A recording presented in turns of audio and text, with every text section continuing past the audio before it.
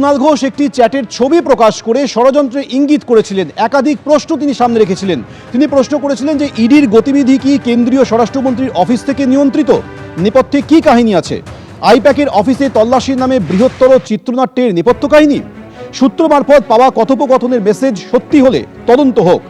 এটা সত্যি হলে মারাত্মক। আশা করি পুলিশের তদন্তকারীরা এটা দেখবেন। একটি চ্যাটের ছবি পোস্ট করে এরকমই একাধিক প্রশ্ন করেছেন কুণাল ঘোষ।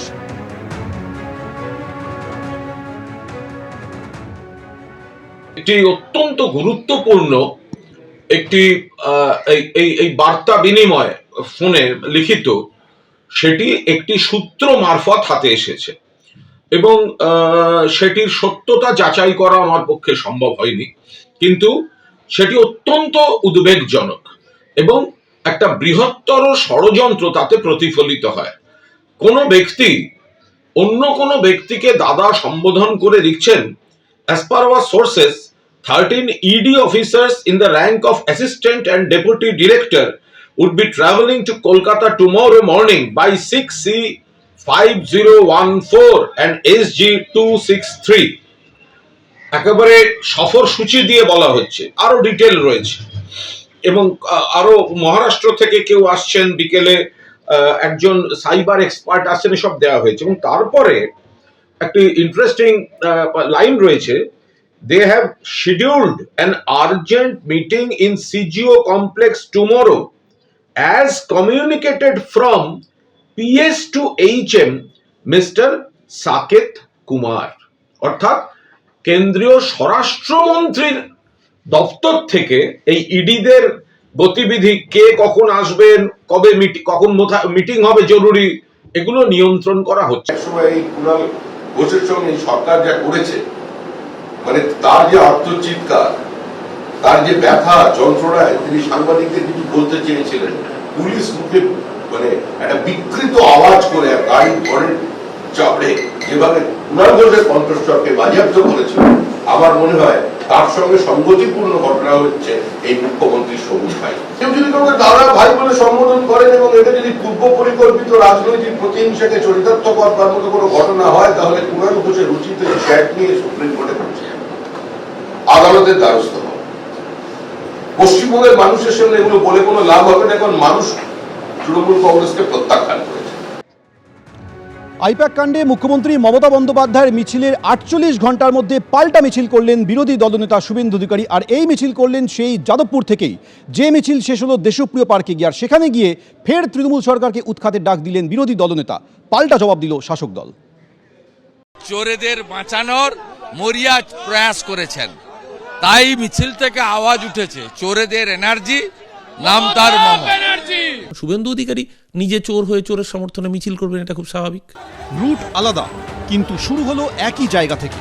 আইপ্যাকের কর্ণধারের বাড়ি ও অফিসে ইডির হানার প্রতিবাদে শুক্রবার যাদবপুর থেকে মিছিল করেছিলেন মমতা বন্দ্যোপাধ্যায়। মিছিল গিয়েছিল হাজরা অবধি।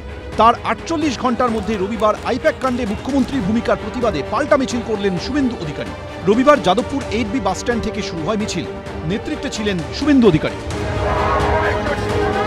বৃহস্পতিবার ইডির অভিযান চলাকালীন প্রতীক জৈনের বাড়ি থেকে সবুজ ফাইল, ল্যাপটপ নিয়ে বেরিয়ে এসেছিলেন মমতা বন্দ্যোপাধ্যায়। মুখ্যমন্ত্রীর সেদিনের ছবি দেওয়া প্ল্যাকার্ড হাতে রবিবার পথে নামল বিজেপি। প্ল্যাকার্ডে কোনোটায় লেখা চোরেদের এনার্জি মমতা ব্যানার্জি, কোনোটায় আবার লেখা ফাইল চোর মমতা, জেনে গেছে জনতা। মিছিল থেকে ওঠে মুহুর্মুহু স্লোগান।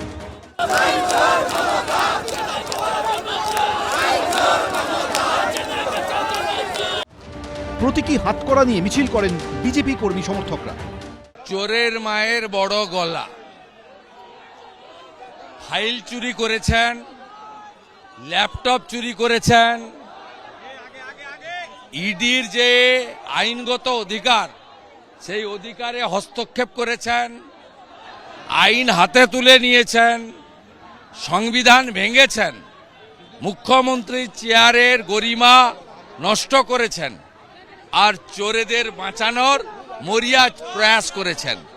তাই মিছিল থেকে আওয়াজ উঠেছে, চোরেদের এনার্জি, নাম তার মমতা। ভারতবর্ষের মানুষ দেখেছে, বাংলার মানুষ দেখেছে, বিজেপি কাঁথিতে মিটিং করে 2016 সালে বলেছিল সারদার চোর, নারদার তোলাবাজ শুভেন্দু অধিকারীকে গ্রেপ্তার করতে হবে। সারা ভারতবর্ষে বিজেপি যাদের যাদের রেপুটেড চোর বলেছিল তাদেরকে মালা দিয়ে বরণ করে অলঙ্করণ করেছে পদ দিয়ে। এ রাজ্যে লিডার অফ অপোজিশন, আসামে মুখ্যমন্ত্রী বানিয়েছে হেমন্ত বিশ্ব শর্মাকে, যাকে বিজেপি বলেছে 800 কোটি টাকা চোর। সারা ভারতবর্ষে চোরেদের সমাহার যাদের বলেছিল সব চোরেদের একসাথে নিয়েছে, নবরত্ন সভা বানিয়েছে ভারতীয় জনতা পার্টি। শনিবার চন্দ্রকোনায় শুভেন্দু অধিকারীর কনভয়ে হামলার অভিযোগের পর এদিন তার নেতৃত্বে এই মিছিলে ছিল বাড়তি নিরাপত্তা। ঠিক যাদবপুর থানার সামনে আমরা রয়েছি। অতনুকুণ্ডু যে ছবি দেখাচ্ছে, একেবারে কিন্তু আজকে নিরাপত্তায় একদম চমক। বিএসএফ রয়েছে, সিআরপিএফ রয়েছে, নিরাপত্তায় কোথাও কোনো খামতি রাখা হচ্ছে না। এবং শুভেন্দু অধিকারীকে যে দড়ির বেষ্টনী দিয়ে ঘিরে রাখা হয়েছে।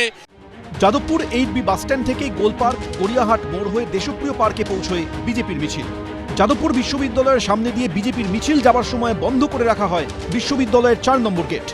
আমরা দেখতে পাচ্ছি যে যাদবপুর বিশ্ববিদ্যালয়ের যে 4 নম্বর গেট বন্ধ করে রাখা হয়েছে এবং যাতে কোনো রকমভাবে অপ্রীতিকর পরিস্থিতি তৈরি না হয় সেটা নিশ্চিত করা হচ্ছে। আমরা দেখতে পাচ্ছি যে এখানে শঙ্কুদেব পণ্ডা রয়েছেন, সেই 4 নম্বর গেটের সামনে রয়েছেন এবং আমরা দেখতে পাচ্ছি যে পুলিশের তরফ থেকেও কিছুটা সতর্কতা নেওয়া হয়েছে।